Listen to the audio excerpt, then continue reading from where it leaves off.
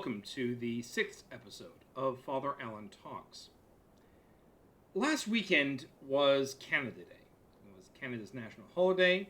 I placed my Toronto Maple Leaf jersey on. I was quite happy to go out to celebrate our national holiday. And I was directed to Trafalgar Square. Now, being rather naive in my research, I didn't realize that at exactly the same time, you had the culmination of the Gay Pride Parade, which was also taking place in Trafalgar Square. So here is this little old priest going through all these variously dressed individuals celebrating gay pride.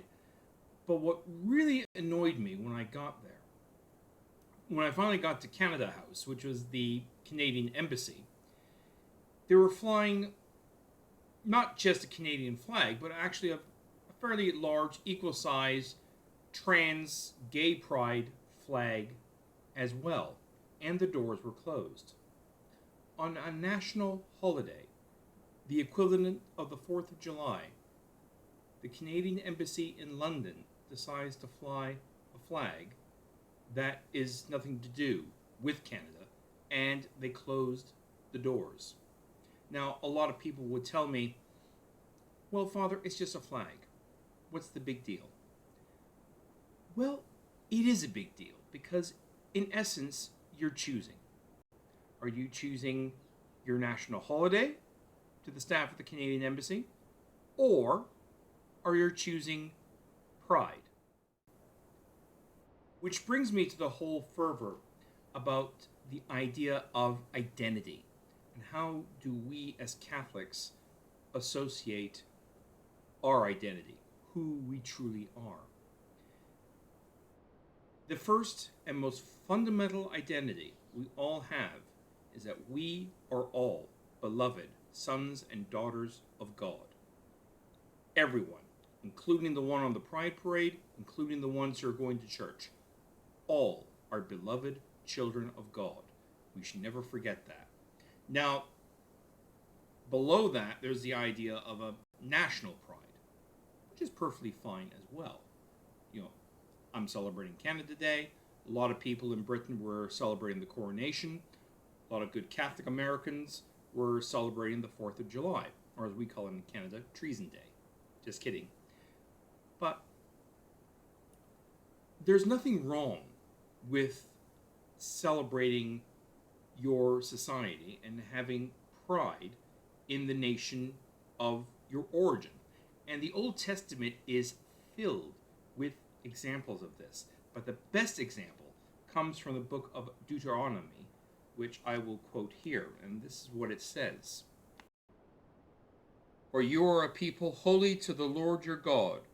The Lord your God has chosen you out of all the peoples on earth to be his people, his treasured possession. What do we mean by God's people? God chose a people that were initially enslaved by the Egyptians.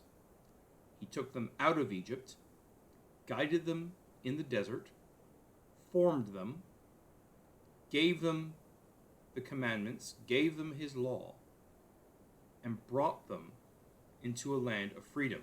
So the leaving of Egypt into Israel is a people chosen by God to leave the slavery of sin and come to the freedom in the promised land.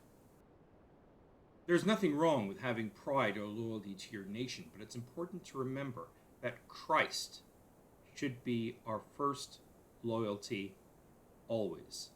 As it says in the letter of Peter, they stumble, he's talking about the other nations of the world, they stumble because they disobey the word as they were destined to do.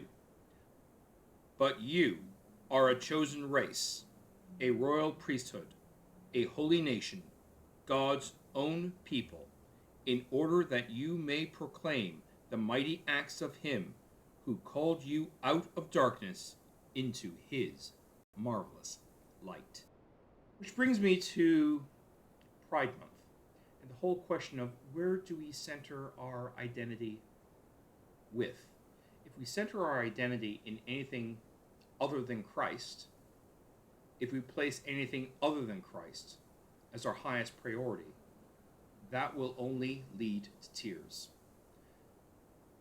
I'm reminded of a video that recently made the rounds online of a gay couple who had received a baby. Now, a lot of people initially thought this was an example of a surrogate pregnancy, a rented womb concept, which is quite common. But this was actually an adoption. But the issue is still the same. And it highlights a huge problem here. And it's this: children are not here to satisfy the needs of adults. We are here to satisfy the needs of not only children, but everyone else in our lives. And understanding this, we have to accept some very hard truths. And the biggest hard truth, especially in this day and age to accept, is that children truly flourish when they have an active father and an active mother. That's not to say that children don't necessarily thrive or grow in a single parent household. I'm an example of that, and many others are as well. But in an ideal situation, children flourish best with an active mother and an active father. Another example that made the rounds online was the idea of a man who had taken, or a transgendered man, who had taken a large amount of drugs to lactate, and a lot of pictures went around of him physically breastfeeding the baby. And a lot of people again were clapping their hands. Yes, yes, yes, well done. Women can become men, and men can become women.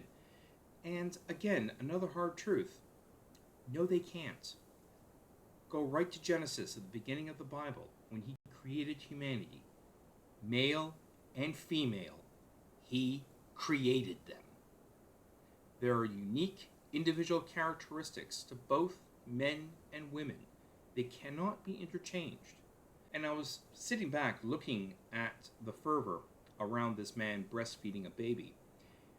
And I seriously thought to myself, whose interests are really being served here?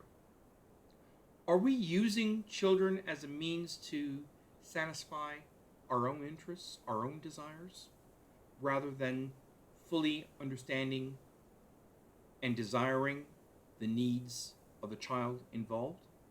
That applies to the whole Christian concept.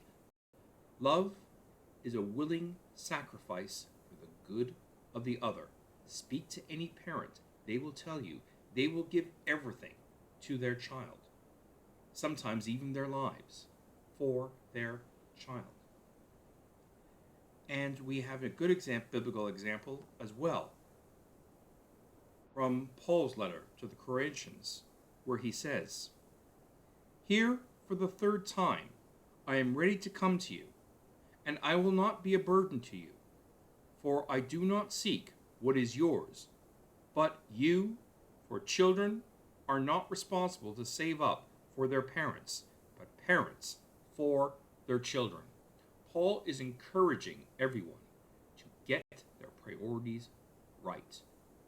We are here to serve others if we truly love others, if we truly love children. We will not be using them in these means to satisfy our own desires. So we need to pray for these people who are struggling with their gender identity. We need to pray always for those who are struggling with same-sex attraction to live complete and holy lives. The church does not want to exclude you. Christ does not want to exclude you. I said at the beginning, you are a beloved child of God. Don't reject the church. Come to the church. Listen to what it says. Christ loves you. Keep that in mind always. And love is that conscious sacrifice for the good of the other. And God bless you.